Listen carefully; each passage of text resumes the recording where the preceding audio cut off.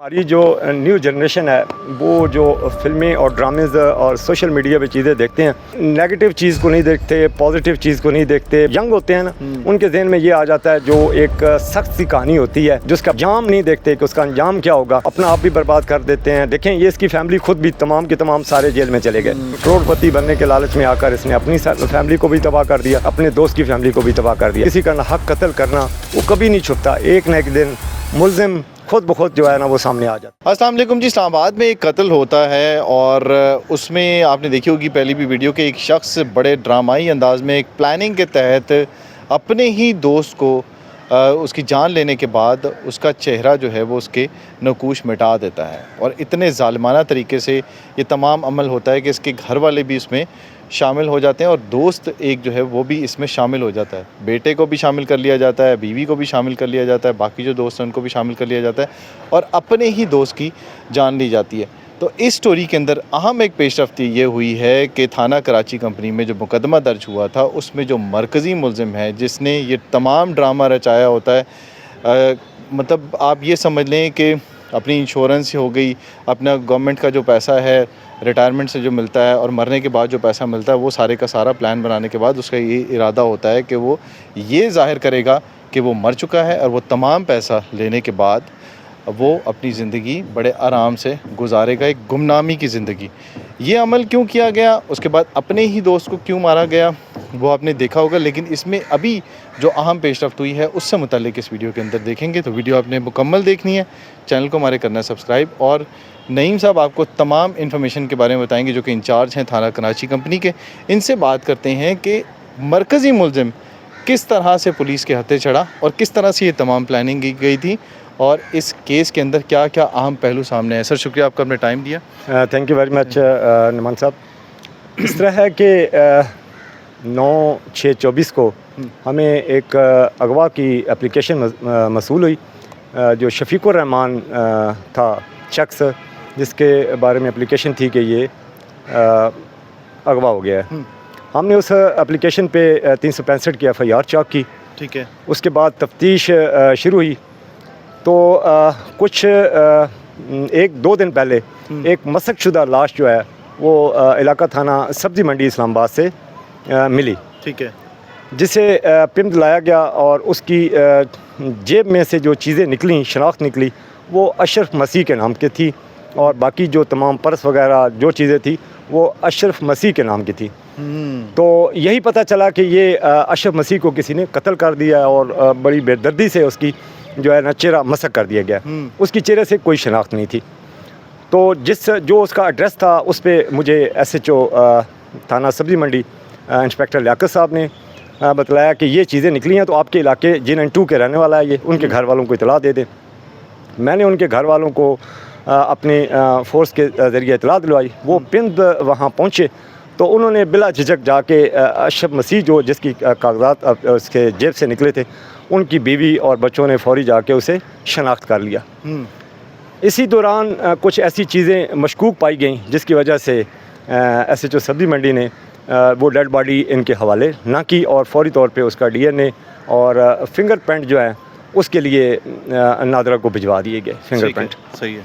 तो इसी दौरान जो हमारी तफ्तीश जारी थी तो फिंगरप्रिंट जो है ना वो शफीकुर रहमान के आए जो हमारे पास जिसकी FIR से अगवा की थी। तो शफीकुर रहमान की फिंगरप्रिंट पे वही शनाख्त हुआ जो अपना अगवा हुआ था। तो उस वक़्त तो कन्फर्म हो चुका था कि ये जो तमाम खेल है ये अशरफ मसीह ने किया है। इसी दौरान तफ्तीश का दायरा वसी किया गया और अशरफ मसीह के बेटे को, उसकी बीवी को और अशरफ मसीह का जो बेटा है उसका जो एक दोस्त था चंगेज़ का तोती, उसको भी अरेस्ट कर लिया गया। दौरान तफ्तीश उन्होंने अपना तमाम जो है ना गेम जो खेल था वो तमाम बता दिया है कि हमने इसे किस लिए अगवा किया था और क्यों मारा है। उसमें अशरफ ने ये प्लान बनाया था कि उस पर बहुत सारा कर्ज़ा जो है ना चढ़ गया था, तकरीबन 16-17-18 लाख रुपया।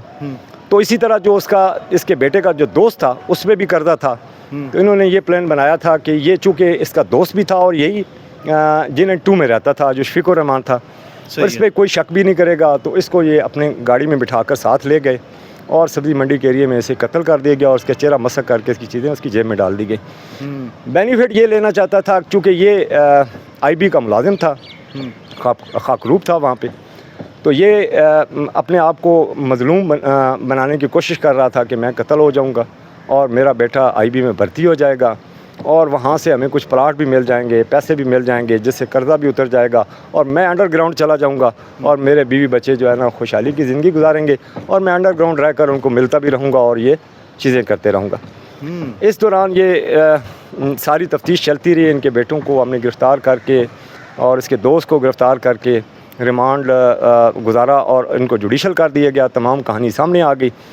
इस बुनियाद पे ये चूँकि अशम मसीह फ़ौरन ही भाग गया था, किसी और जगह पे छुप गया था, हमने टेक्निकल बुनियादों पे और ह्यूमन राइट्स पे इसकी तलाश जारी रखी और ये भी अल्लाह ने करम किया और हमने इसको गिरफ़्तार कर लिया और अभी ये रिमांड जिस्मानी पे है और तफ्तीश जो है वो मलक अमीर SI होमिसाइड वाले यूनिट जो है वो कर रहे हैं। ये बताइएगा नईम भाई कि ये जो मजमूई तौर पर पुलिस ये कहती है कि मजमूई तौर पर इनके ऊपर 30 से 35 लाख रुपए कर्जा हो चुका था और उसका जो प्लानिंग इन्होंने बनाई थी वो ये तकरीबन 1 करोड़ से 1.25 करोड़ रुपए तक की प्लानिंग ये बनाई थी और उसमें इन्वॉल्व ये करना चाह रहे थे उन लोगों को भी जिन्होंने इनको सूद पे पैसा दिया था। क्या ऐसा ही था? जी बिल्कुल ऐसे ही था, जिन्होंने इनको सूद पे पैसा दिया था, जो जैसे कि मोटरसाइकिल्स वगैरह इन्होंने किस्तों पे लिए थे और भी कुछ चीज़ें ली थी, उनको इन्होंने नामजद करना था और फिर उनको गिरफ़्तार करा के फिर उनसे भी सुलह करके उनसे भी पैसे ले लेने थे। इस तरह ये डबल गेम चला रहे थे। एक तो IB से भी पैसे मिल जाते और दूसरा कत्ल का जो इल्ज़ाम है वो उन लोगों पे लगा दिया जाता कि जिनसे इन्होंने कर्ज़ा लिया था, जिनसे इन्होंने चीज़ें ली थी। एक तो वो कर्ज़ा भी चला जाएगा, माफ़ हो जाएगा और दूसरा जो है वहाँ से सुलह करके और भी पैसे आ जाएंगे। ये ज़्यादा कमाई करने के चक्करों में जो है ना इन्होंने अपने दोस्त पे जुल्म किया है। ये बताइएगा नईम भाई कि इनके बारे में ये बताया जा रहा है कि ये जो शख्स जो मुलजिम है ये ख़ुद भी अच्छी मुलाजमत कर रहा था, 80-90 हज़ार रुपये ये ख़ुद भी ले रहा था, बेगम भी इसकी जो है वो भी एक सरकारी इदारे में काम कर रही थी, बेटा जो है वो भी सरकारी इदारे में काम कर रहा था, तो इनकी अच्छी खासी इनकम बन रही थी। तो ये तकरीबन 90 हज़ार रुपये ये ले रहा था मेरा ख्याल और 60 हज़ार रुपये जो इसकी बीवी और 45-40 हज़ार रुपये जो है वो इसका बेटा ले रहा था और उसके अलावा इनको सरकारी घर भी मिला हुआ था G92 में। ज़रा ये बताएं लोगों को जो देखने वाले हमारे कि यहाँ पे इतनी तनख्वाह और ऐसा घर जो है वो मतलब अच्छे लोग जो है वो अच्छी खासी अच्छी ज़िंदगी गुजार सकते हैं इस्लामाबाद के अंदर। कितना मुश्किल है यहाँ पे इस्लामाबाद में घर लेना? बिल्कुल आपने जो बातें बताई हैं वो बिल्कुल करेक्ट हैं।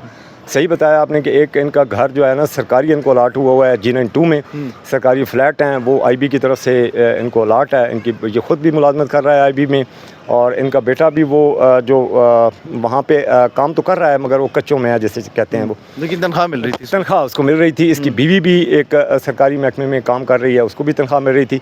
वो कहते हैं ना कि बस ये करोड़पति बनना चाहता था और अपने आप को इस तरह का बहुत बड़ा वो अमीर तरीन करना चाहता था, इसलिए इसने अपने एक करीबी और अच्छे दोस्त को जो है ना कत्ल करके बहुत ही जुल्म किया है। नहीं भाई, इसमें आपको नज़र क्या आता है कि सबसे पहली वजह क्या हो सकती है इतना कुछ कमाने के बावजूद भी इन्होंने इतना बड़ा कदम भी उठाया? ये तो शायद इनका कोई फैमिली मैटर्स या ऐसा कोई होगा जिस वजह से इन पे इतने कर्ज़े भी चढ़े और अच्छी खासी तनख्वाह भी थी वो भी जा रही थी और वो कर्ज़े भी इतनी आपको नहीं लगता कि सबसे बड़ी वजह वही सूद की रकम लेना थी इनके लिए, जो ये छोटी छोटी लेते रहे उसके बाद उसको उतारने के लिए एक और सूद लिया? हाँ, ये भी इसी तरह है कि एक चीज़ 10,000 की 20,000 में ली है तो उसे कर्ज़ा उतारने के लिए फिर और जो है ना 10,000 की चीज़ 20,000 में ले ली, तो देखें कर्ज़ा तो 20,000 था वो बन गया 40,000। इसी तरह वो कर्ज़ा बनते बनते लाखों में चला गया, जबकि शायद वो असल चीज़ जो है वो 5-6 लाख या 7 लाख हो, जो सूद और इस चीज़ पे चलता चलता 18-19 लाख पे चला गया। और तीनों का मजमूई तौर पे 30-35 लाख रुपए, क्योंकि तोती है उसने भी लिया हुआ था, बीवी जो है इसकी उसने भी लिया हुआ था, फिर जिसको कत्ल किया उस शख्स को भी ये लोग देते थे पैसे वैसे जो है उसको भी ले जा के तो ज़मानत के तौर पे हाँ उस पर उसको जो गवाह के तौर पे उसमें रखते थे, तो जब वहाँ से इनको पैसे वगैरह मिलते थे तो उसको भी 10-15 हज़ार 20 हज़ार दे देते थे कि ताकि वो एतमाद में रहे और हमारे साथ ये चलता रहे। तो ये इनकी सारी प्लानिंग और ये गेम थी। तो क्या कहना चाहेंगे भाईजान, इस कहानी से हम लोगों को क्या सबक मिलता है, हमारे देखने वालों को क्या सबक मिलता है? क्योंकि इतना बड़ा कदम उठाया, और जिन चीज़ों से आपको पता है फिल्में ड्रामे जिस तरह से इंसानों को, हमारे जो लोग हैं देखने वाले, उनको किस तरीके से जो है वो ट्रैप कर रहे हैं, एक तरीके से तरीका बता रहे हैं लोगों को कि किस तरह से जराइम किए जा सकते हैं। तो जो हमारे देखने वाले हैं उनको कोई मैसेज दें कि वो इस तरह की चीज़ों से बच सकें। एक्चुअली हमारी जो न्यू जनरेशन है वो जो फिल्में और ड्रामेज़ और सोशल मीडिया पे चीज़ें देखते हैं, वो नेगेटिव चीज़ को नहीं देखते, पॉजिटिव चीज़ को नहीं देखते। बस उनके जहन में जो यंग होते हैं ना, उनके जहन में ये आ जाता है जो एक सख्त सी कहानी होती है, तो जिसका पहलू अंजाम नहीं देखते कि उसका अंजाम क्या होगा। इस चीज़ पे चल के तो अपना आप भी बर्बाद कर देते हैं। देखें, ये इसकी फैमिली खुद भी तमाम के तमाम सारे जेल में चले गए, और जिसको इसने अपने दोस्त को कत्ल किया उसकी फैमिली भी सारी तबाह बर्बाद हो गई। तो मैं तो अपने दोस्तों से, भाइयों से और अवाम से ये रिक्वेस्ट करता हूँ कि इस तरह की चीज़ों को आप हरगिज़ ना करें, चूँकि देखें इसने जो काम किया है ये सारी उम्र के लिए जेल में रहेगा, सज़ाए मौत होगी, तो पूरी फैमिली डिस्टर्ब होगी, ख़त्म हो जाएगी।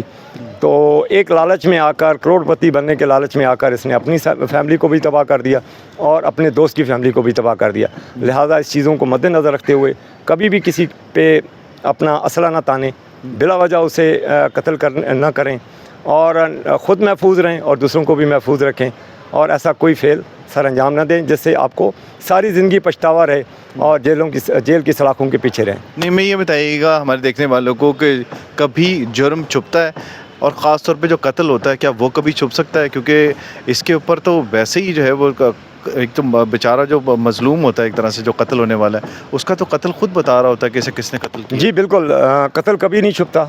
बहुत सारे ऐसे अंधे कत्ल होते हैं जो ज़्यादा से ज़्यादा 1 माह बाद, 6 माह बाद, साल बाद उसके कातिल सामने आ जाते हैं। कत्ल तो बहुत बड़ा जुर्म है जिसकी सज़ा भी अल्लाह के हज़ूर में जो है वो जहन्नम में है। तो किसी का नाहक कत्ल करना वो कभी नहीं छुपता। एक न एक दिन मुल्ज़िम खुद ब खुद जो है ना वो सामने आ जाता है। बिल्कुल।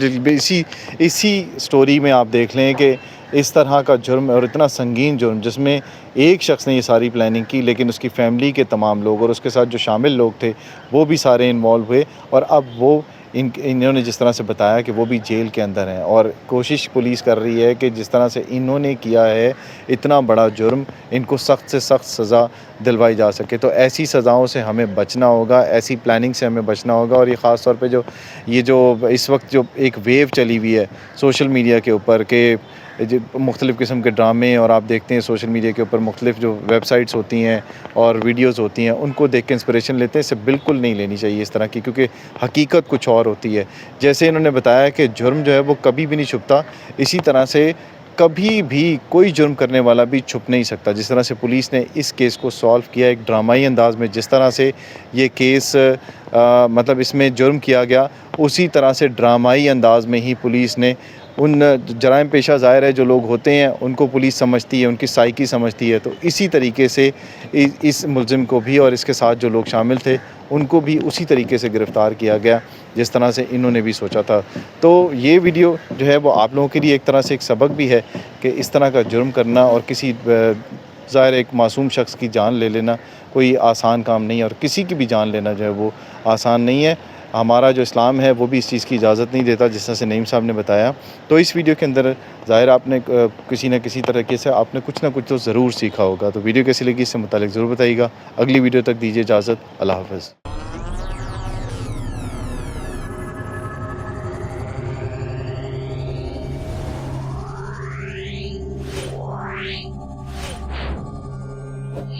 Wow.